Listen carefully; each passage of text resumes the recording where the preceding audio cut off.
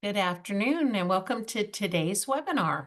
I am Suzanne Hilser-Wiser, Managing Director and Lead of Huron GG&A Global Philanthropy, and I'm excited to be speaking with today's guest, Jen Keys, Associate Vice President for Advancement at The Ohio State University. Because of time constraints, we won't be able to answer questions in real time, but we encourage you to submit questions via the chat button at the bottom or top of your screen, and we will answer those in the days ahead. Jen is currently in her 12th year at Ohio State, where she oversees a number of key functions, including business intelligence, data science, advancement marketing and communications, the engagement center, and prospect development. Jen has held leadership roles in advancement at the University of Florida, Catholic Charities DC, and West Virginia University, her alma mater. The work she's doing at Ohio State is so creative and forward-looking, and so I'm very excited to have this opportunity to speak with her here today. Welcome, Jen. Thank you so much, Suzanne. All right, I'm going to jump right in. We really want to focus on the Engagement Center. Can you describe your program and what prompted you to shift to this model at Ohio State? Absolutely. Again, let me just say thank you so much for this opportunity. I'm so excited to share a little bit about Ohio State's Engagement Center. As you know, we've chatted about this before. I'm really proud of this project, and I have to say it's probably been one of the most rewarding endeavors I've been involved in at Ohio State, and I've gotten the chance to do some pretty cool things. We really developed how I like to describe it is sort of a reimagined customer service model. It provides multi-channel inbound and outbound support to our alumni and friends here at Ohio State. We have a combination of full-time and student engagement specialists, and they contact more than 50,000 constituents on an annual basis, and facilitate tens of thousands of engagement and giving opportunities. Like so many of my colleagues that I've spoken with and that I know are on today's call, we realized that in order to meet sort of our long-term needs at Ohio State and the needs of our constituents, we had to evolve our approach. So like so many people out there, we were facing challenges of declining contact rates. The results in our call center were decreasing. So we took that opportunity to just reimagine what could be possible while also trying to plan for the future. For us, the shift really came from understanding that customer service and donor engagement need to go beyond the basic transactions, and we need to focus more on lasting relationships. So that's really the core of what we do in the Engagement Center. Our team interacts with constituents on everything from stewardship, event registration, responding to customer service inquiries, solicitations, engagement opportunities.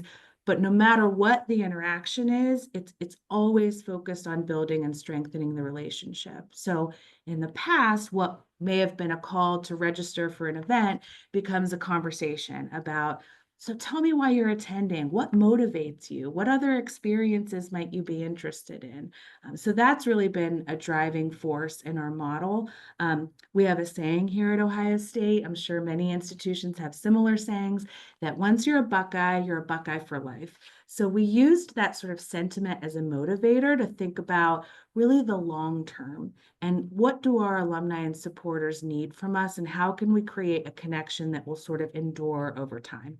So that was really sort of how we developed this model and kind of the basis of what the model looks like. So it's also really interesting, Jen, because I'm sure a number of people on this call were thinking a lot of the things that you've listed live in many, many, many places across the university. And I think your ability to kind of set some goals, some of which are numbers based, some of which are more about experience through this interaction is really interesting. And when I was on campus, you talked about the importance of understanding this isn't call center 2.0, but rather a real cultural shift for the organization. And you were, of course, then doing some things that had lived under lots of different managers, your team. So can you describe what you mean by, not call center 2.0, but a cultural shift and how that plays out in the work of your team?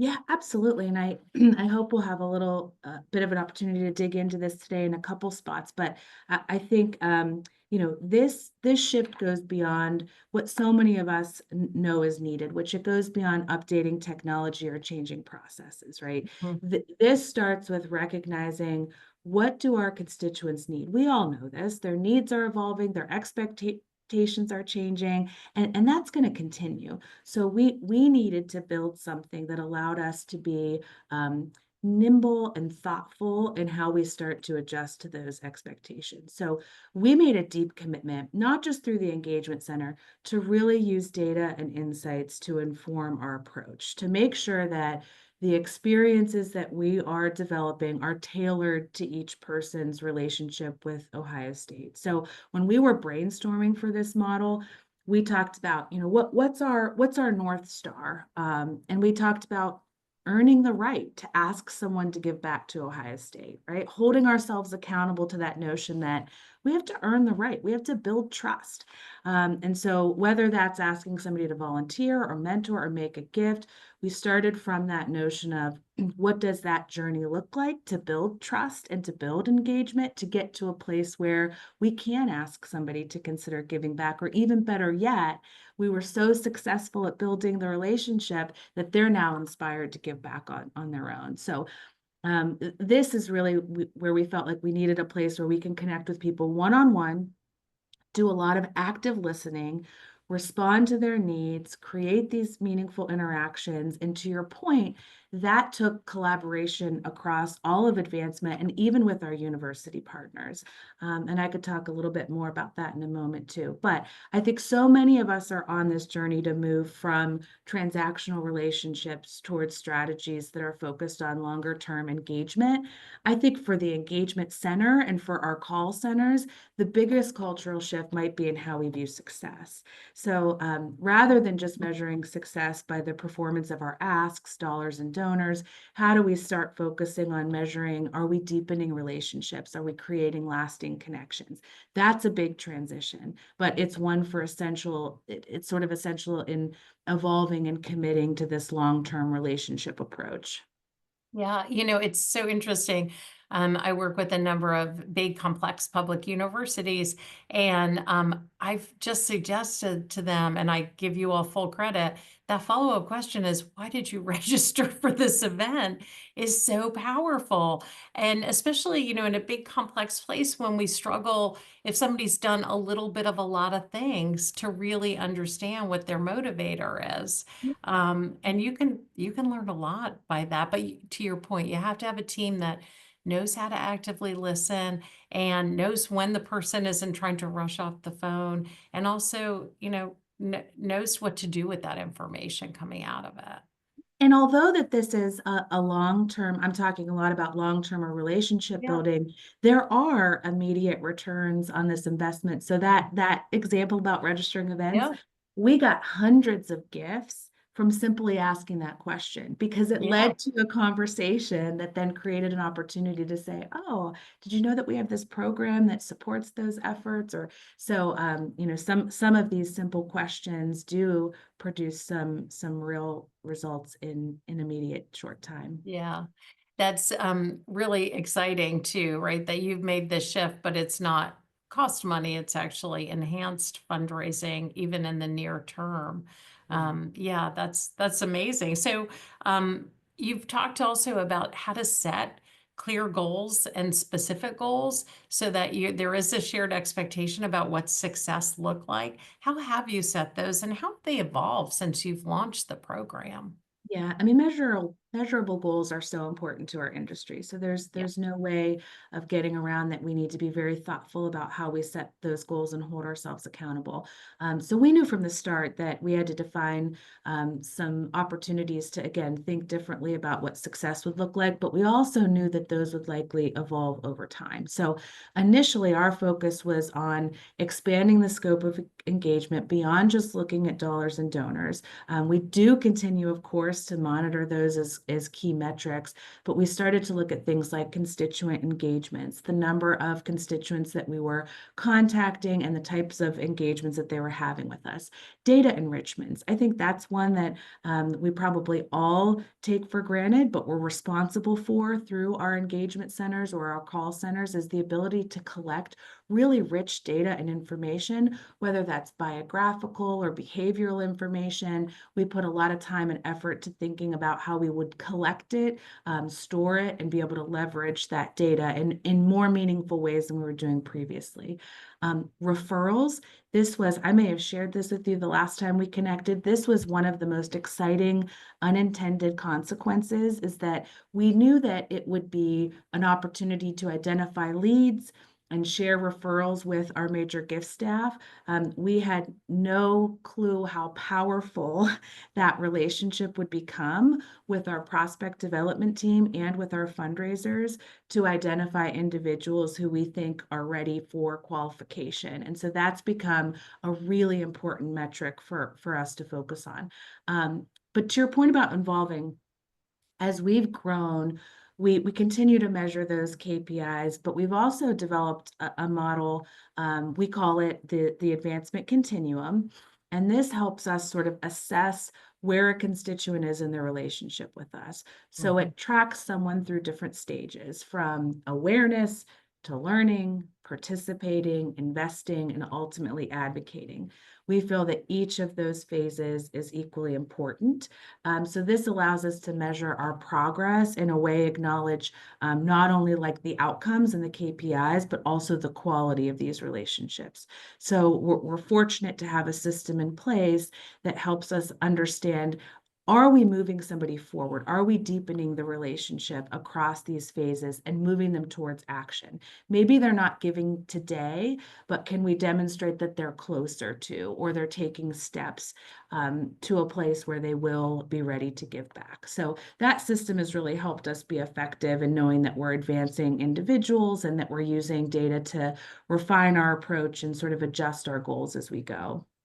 And Jen, who's responsible for deciding what stage somebody is at and where they're at? Or are there specific behaviors that you use to evaluate that? If I do well, can I come back and do another webinar on that? Yeah. That's such a fantastic question. So we had many conversations bringing together our data scientists, our business intelligence team, but also our business partners, our fundraisers, our stakeholders, to really not only map what we believe that journey looks like for Ohio Mhm. State, but put some data and criteria around each phase. So we've now automated our data system in which every constituent that exists in our database is also identified with one of those phases. And there's actions associated with each of those phases so that we can start to understand, what might a constituent be ready for next. If they're visiting our websites and they're opening emails, maybe this is a great time for us to do more proactive outreach to them.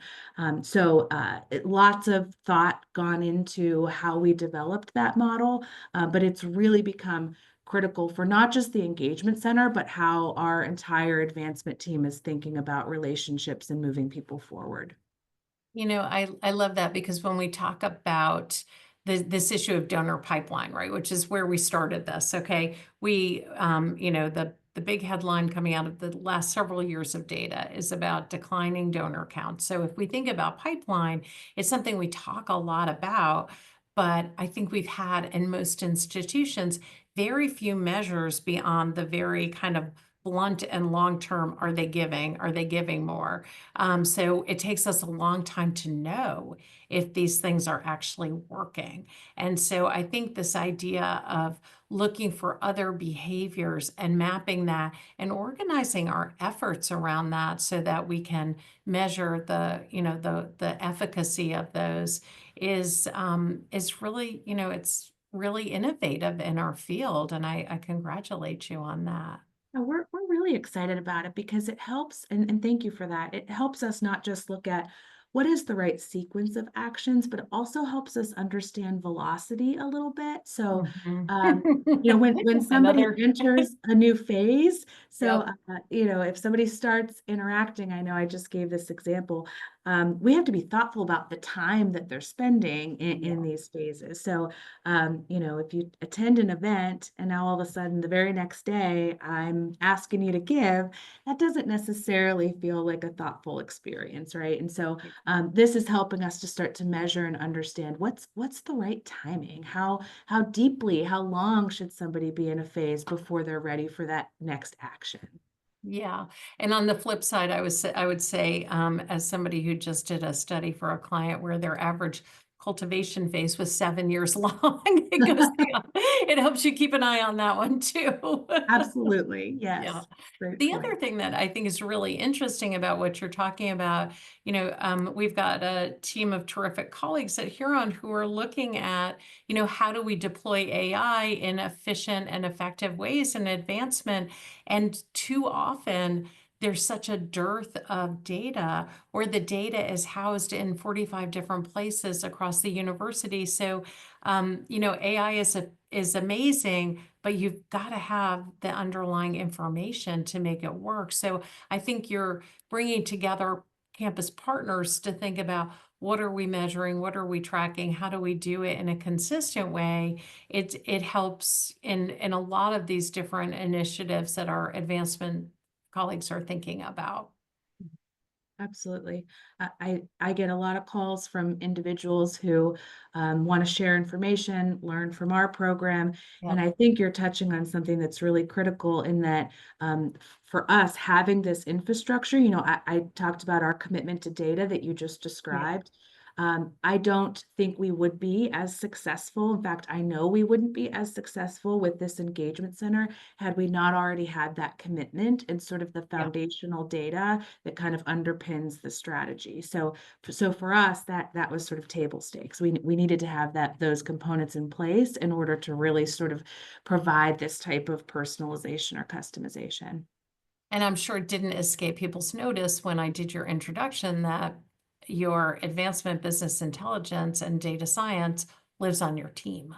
And So, and absolutely. And I mentioned this briefly, but the collaboration with prospect development. Our mhm, prospect development team has been so helpful in really identifying what are the right qualities, what is the right information that our engagement center specialists can be looking for to help mhm. identify leads. And then they're also translating that to our fundraisers and helping our fundraisers make a smooth transition with outreach. So I really appreciate that you acknowledged the uniqueness of the opportunity I have to oversee those areas and bring together that collaboration because I think that has been an important component of this.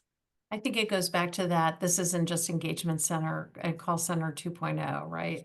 It is like these things that are related are together. And it is incumbent on them to be excellent at their jobs too, in order for your engagement center to be able to leverage the information that they're getting. So the other thing that you didn't mention as a goal, but I thought is a really interesting one, your team has built such trust with the gift officers that they've gone back to the engagement center to do some things like ticket management, right? I mean, to Yeah, working with yeah. donors. Would you give an example or two? Because I think for those people managing major gifts of teams, thinking about the things that are important to the donor feeling well stewarded, but can suck up a lot of time that isn't about developing the gift. It would be great if you You could know, share a few examples of what your team does there. what a wonderful point, and I really appreciate you bringing that up because you're absolutely right. We have to add value, obviously not just back to the constituents, Mhm. but also back to our partners.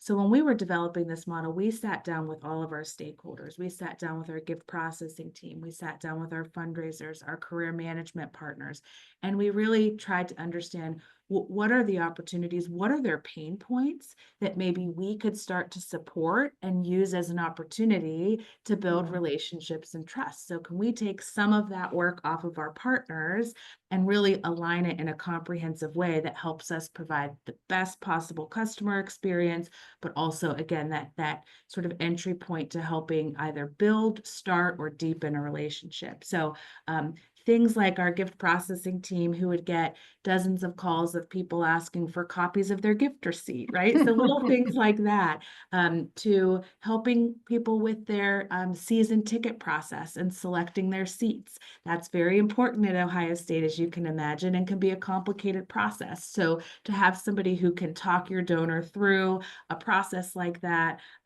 again, we manage almost all of our registrations for college and unit events, all of our homecoming events. So we're able to make connections to take, if somebody is registering for 3 things, we can do that on one call. So to your point, just really trying to find ways to take some of those regular customer service opportunities and turn them into these relationship building moments that hopefully feel good to the person that we're working with, but also feel really good to our partners across advancement. And so now we get lots of ideas, lots of requests, and we really try to be open to that and be nimble and constantly changing, because business needs evolve, the university needs evolve. So when someone comes knocking with a request, we're excited, and we're working with every college or unit on campus in some capacity at some point. So That's that's amazing. been really, really important to this as well. That's so great. Um, so, uh, so for those of us listening who are thinking, I would love to try that on my campus, what are 2 or 3 things that you think are most important to do, and what's one thing you wouldn't do? Well, you touched on this earlier, but I was kind of saving it for last because I feel like it's really important.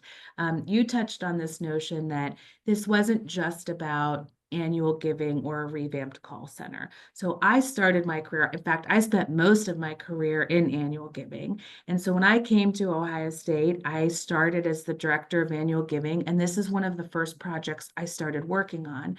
But really quickly, as we've sort of chatted about, this evolved from what was an annual giving call center to an advancement wide tool and Mhm. strategy. And so I am so thankful and give so much credit to the fact that I was not a lone annual giving director trying to create a cultural shift Right. or a philosophy shift for our organization. So that was really important, from our leadership to our staff. We had buy-in, we had support with the right stakeholders. There was alignment that this was a commitment we wanted to make, and we were moving in this direction. And our campaign, setting some objectives in our campaign that were really different and that forced us to think about relationships, because we set objectives around engagement and the number of donors, that all helped to get that organizational alignment. So a lot of credit to not just our leaders here at Ohio State, but how those leaders thought about our campaign and goal setting. Um, I think the other thing is, focusing on building a strategy that fits the needs of your organization and its people. I think in Mhm. higher education, we're definitely faced with so many similar challenges and opportunities, but one of the things I'm learning is what works at one place doesn't always work in Mhm. the next. And so we love to share information and share ideas, and I think that's one of the things I enjoy most about this profession. But when it comes to identifying the right strategy, I think really understanding the needs of your constituents in the organization and thinking about what is the right model is critical. So, for us, I mentioned the campaign and setting bold objectives, and that was for us the catalyst to develop this process and plan. So, um, those are really, really important. I think the one thing I would encourage people to not do or to reconsider, and I can say this from experience, um, is rushing into a technology solution or starting with a technology solution before you have that strategy in place before you truly understand your needs and have a commitment to the needs. So, particularly for our engagement center, I think any technology we're leveraging is an enabler. It's not the driver. And the mistake that I had made a couple iterations through was starting with tech and then trying to shape a strategy around that. And then, you're potentially misaligned with your objectives in that case, or you can't deliver on those core objectives or the most important things. So I think taking the time to develop a thoughtful, really data-informed approach and then exploring the right technology to support it was one lesson that I wish I thought about a little differently in the start. It's a really important point, and I think we see that a lot when we see, our Huron team works with places that are doing like big CRM conversions, and it's not the tool that's going to fix your problem. It's the tool that's going to enable you to do the thing you want to do. And I think you're absolutely right. It's true here, but I think it's actually true across advancement that sometimes we start with this tool will fix our problems rather than thinking about, okay, why do we have that problem? What's the strategy? What are we trying to accomplish? And how do we use the tool then to make that happen? I would say that was a lesson learned for us at GGNA before we were we had a couple of unsuccessful implementations, and then finally we were like, Maybe it's not the tool, maybe it's us." A little bit, but Yeah. once you But figure once it we out, stopped and we're like, okay, this is what we're trying to accomplish, put the right people on the problem, got the right impact input from everybody. Yeah, it changed. I mean, I wish I could say it didn't take us 3 times, but it did. well, and you just hit the nail on the head for me. You know what makes our engagement center successful and special? It's the people. It's the Yeah. people who are working there. They're so passionate. They're so talented. They truly enjoy the connections that they're creating, and that's really where the success comes from. And I wish I could capture snippets of what I hear and how those interactions transpire because you can truly tell how meaningful they are. So nothing's more important than the people and the strategy. So And that is palpable when you're in that room, I have to say.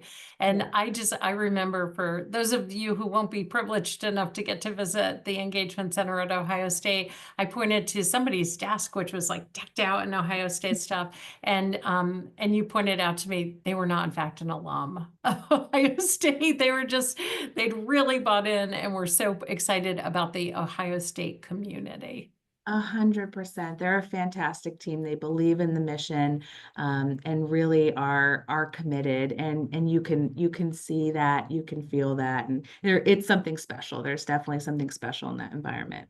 Yes. Well, Jen, thank you so much for sharing your experience and providing such great information for institutions who are coming to a very similar place to where you were. We've got this issue of engagement and pipeline and using our resources to get people to feel a deeper, more meaningful relationship with the institution they already love.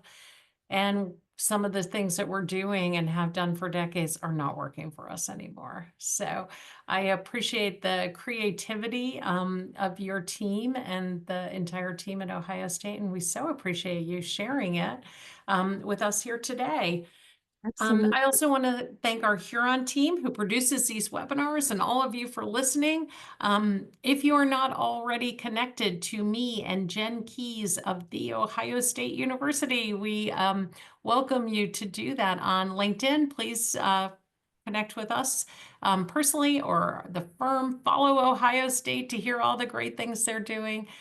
Thank you again, Jen. It was a real pleasure to be with you here today. Thank you. The pleasure was mine. And as I said when I started, I really love this topic. So happy to connect with others and continue the discussion and learn from my colleagues who are wrestling with some of these same issues. So thank Thank you you so much. so much, Jen. Have a great afternoon, everyone. Bye-bye.